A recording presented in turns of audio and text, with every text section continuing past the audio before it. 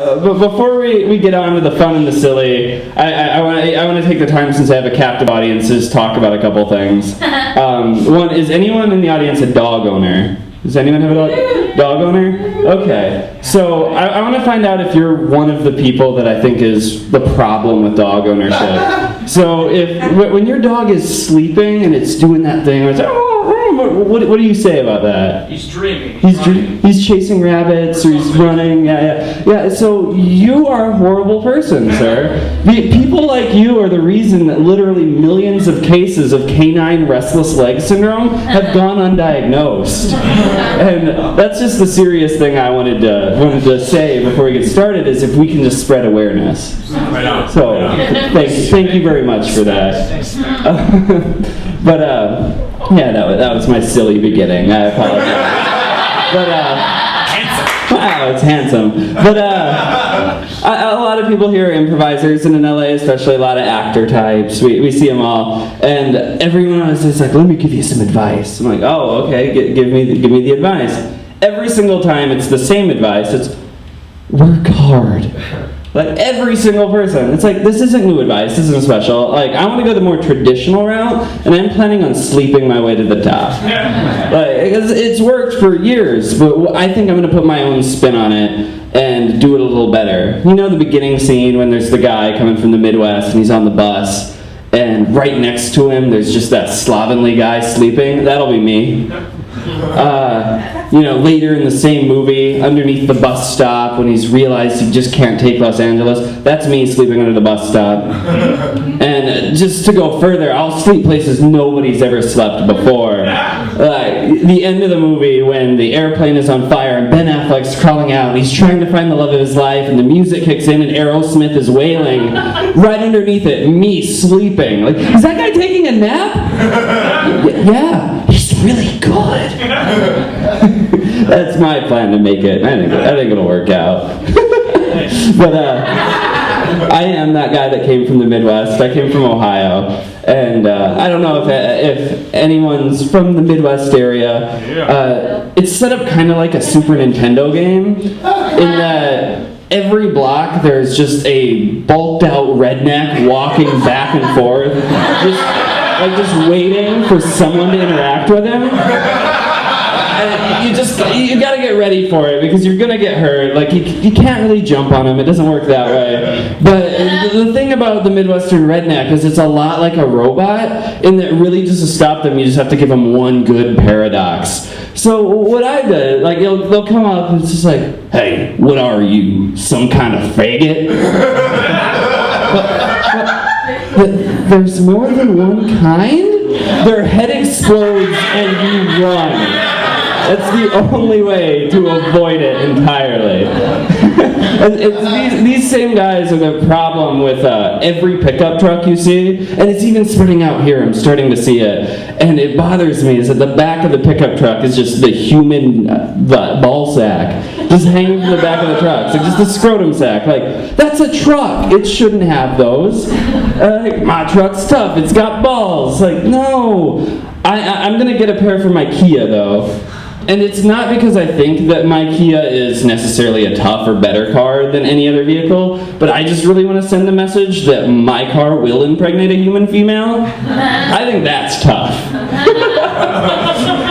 But yeah, no, I'm also terrified living in the times that we live. Like, it's an election year. We've almost gotten rid of Santorum, but he's still lingering. And then there's people like Mitt Romney. And I feel it's getting closer and closer to the time, the more the religion is taking over the government, that I'm eventually going to be put in a cage and just forced to do math and science homework over and over, where the little kids come on, like, look at this silly liberal. He's doing the math and science. We got rid of that. You used to have to do that. I think that's what's happening, and I'm terrified of that whole entire concept. It's going to get to the point where they're abolishing all sex education. So the kids aren't going to know how it works. There's going to be more babies than we need, and they're going to get all of their sex education through the Twilight series. Girls will now know that it's okay if your boyfriend is abusive and doesn't pay attention to you. That's what they're going to learn. But when I think more and more about that, the only concern I honestly have is is it the vampire Edward, or is it the mortal Bella that at the end of the night has to sleep in the wet spot?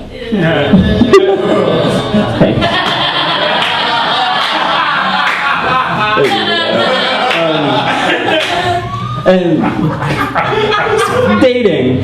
Speaking of the dating situation, like, I'm in my mid-20s, and still I haven't, and I think most men have this situation where, so why can't we just find a girl we like and say, hey, I really like you, I'd like to take you out for dinner. Why don't we do that? Why can't we just ask a girl out on a date? Because what I do is instead wait like a creepy stalker until I see where she's going to be on Facebook. It's like, oh shit, party, awesome! So get shit-faced, real drunk, show up, talking to people, having a conversation. It gets to be about 3 a.m. and we're all just sloppy. She's around, I haven't talked to her because I'm nervous as hell. Eventually we get to the point where everyone's wasted enough that it's the drunken sing-along. And you finally hit the note, like, just a city boy! And that's when I hope, and I've planned in my head that she will find me, hold me, look me in the eye and say, I love you, be with me forever. That's not going to happen. But I'm not going to change. I like what I have going on. I know it's flawed.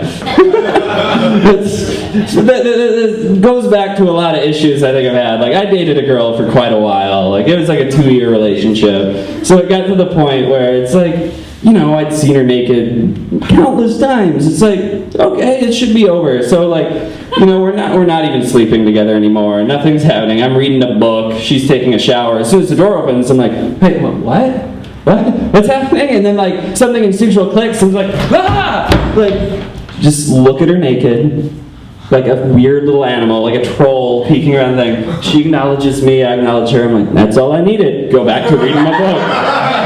And that is a beautiful long-term relationship. That is what we all strive and hope to get to. But I was raised with a lot of guilt. My family, my mom's side was Roman Catholic. So I was baptized in Canadian Club whiskey and Old Milwaukee beer. Right? And, as a small child, it was a revelrous kind of group. So, I grew up, from the time I could comprehend, like maybe 5 years old, I knew that my grandmother was a hooker. My uncle told me, your grandmother was a hooker. And I'm like, oh. What? I had to go ask another uncle, like, what's a hooker? It's a prostitute. Oh, Grandma was a prostitute. Wow. It took me to about 15 before someone finally told me that was her last name. Her maiden name was Hooker. But for 10 years of my life, I actually believed that my grandmother was at one point a prostitute. And that didn't change. Like, that was okay with me. And like, the mind of a child is a beautiful, beautiful thing. And that's why I think my family was okay when, 2 of my uncles, in their 40s, drunk themselves to death. And the room goes silent. But it's okay. No, it was hilarious. We all laughed. We had a good time. You know how much you have to drink to make your body shut down 30 years early? It's a lot, and it's a good fucking time. They had a party. The funerals were just as drunk as any family reunion. And the caskets, we decided that because Roman Catholics, not unlike the ancient Egyptian, believe that you can take things with you, they got buried with beer and cigarettes. They're ready. Their afterlife is going to be a good time. And I want to take it a step further. Like, I've already planned out my funeral. I want a giant pyramidal structure built, and I want, like, all of the little tunnels and the booby traps and things set up. But, like, I don't want to go old school. I don't want, like, snake pits and arrows. I just want it to be where you just get lost because it's hallways. There'll be a breathalyzer in the door, and it will not allow you in unless you are drunk enough to kill a college freshman, and then you are ready to party with this corpse. That's what I really, really want. Yeah, no, I've given up on all of my hopes and dreams now. But giving up, I believe the travel and tourism industry has. And I say this because I just heard a commercial not too long ago on the radio that South Africa, it's possible. Hey, did you know you could go to South Africa? That's all we want you to know. The ability exists for you to do so. Please. Like, it's almost like irony, I think, at that point in the commercial, trying to sell this on us. And I don't think we should be using it for South Africa. I think this is how we finally revitalize Detroit. You just go to Silver Lake and Athens, Georgia, and Austin, Texas, and just fill it with billboards, just black letters and white boards that say, Detroit, it's not cool yet. It'll be full of ironic mustaches and sweater vests in a week. I think that is how we bring back the Motor City. And yeah, everything's having a hard time. It's coming back, they say, but it was maybe 2 years ago I saw the most terrifying sign I'd seen in Los Angeles. I'm driving in Sherman Oaks, and in giant rainbow letters with 3 exclamation points telling me that something fantastic is happening. Like, that's all you can assume. Recession sale. Everything is 50% off. Okay, that's terrifying, and you're not reacting yet, and I'll tell you why, because you haven't thought about it like I have. It's terrifying because what that sign is saying is disaster equals prizes. The economy is in the crapper and we're passing the savings on to you! That's what that sign is saying. Like, tomorrow we're going to pick up a newspaper and it's going to be like, nuclear bomb eviscerates East Coast, millions dead, first 100 callers get free iPod! Like, it's terrifying. Read into it more. Things aren't getting better. And things aren't getting better in a lot of things. I think our social status is getting even worse. So there's a couple things I want to put a moratorium on. Since I have a captive audience, I think we can spread this out. If it just starts with us, it's a seedling. 3 major concerns. 1, if you ever have children, or, fail at life, as I would call it, don't ever post your kid's first toilet poop on Facebook. Nobody cares. So if we can stop that now. Baby's first toilet poop's done. Also, if anyone in this room is one of those people that's I only smoke when I drink. Stop it. Stop it. You are what is wrong with the entire party culture. Like, I like the picture on Facebook, like, cigarette in your mouth. Like, I'm such a badass, lols. Stop. From now on, you can be a smoker or you cannot be a smoker. If you want to smoke while you drink, that's fine, but you're required to have a cigarette every 12 hours at least just to keep it rolling. That's my request, and if we can do that, I would appreciate that. And the final big thing I really want to put an end to is anyone in this room is one of those assholes that has said, I drive better when I'm drunk. Because I pay more. I drive. No, you don't. Stop it. Like, I want to set up a closed course, just on a hilly mountain road with no guardrails. Get you wasted on your favorite adult beverage, and if you survive, then you can say, I drive better when I'm drunk. You're allowed then. So if we can all just please stop these things. So I'll leave on this. Back home, it's a lot of rednecks. We still have to go out and have a good time, so the local bars, that's where I'd frequent when I was home. And the thing I learned is I need a security blanket because the rednecks don't like me. And so I would always make friends with the security guard. That's the one tip I'll give you if you're a little more like me and you're in a place where you shouldn't. So it was New Year's one year, and my friend Tyson is there, and he's real upset because he is gay, and there are no gay people in the town, so he's just kind of alone New Year's inside. He's like, nobody's gonna kiss me at midnight. And so midnight hits, and I just plant a huge, sloppy, gross, slobbery kiss right on his face. It takes 3 seconds for the Godzilla,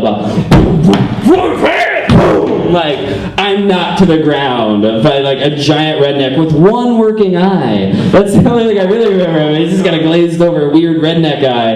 I loved it. But I'd made friends with the security guard, so it's another 3 seconds before the 6'5" security guard is picking up giant Godzilla redneck, carrying him out. And he's like, what'd you do that for? He's like, he's some kind of frigate. And the security guard looks at him and says, there's more than one kind? Thank you. Thank you very much. Coming up now, English-speaking moose.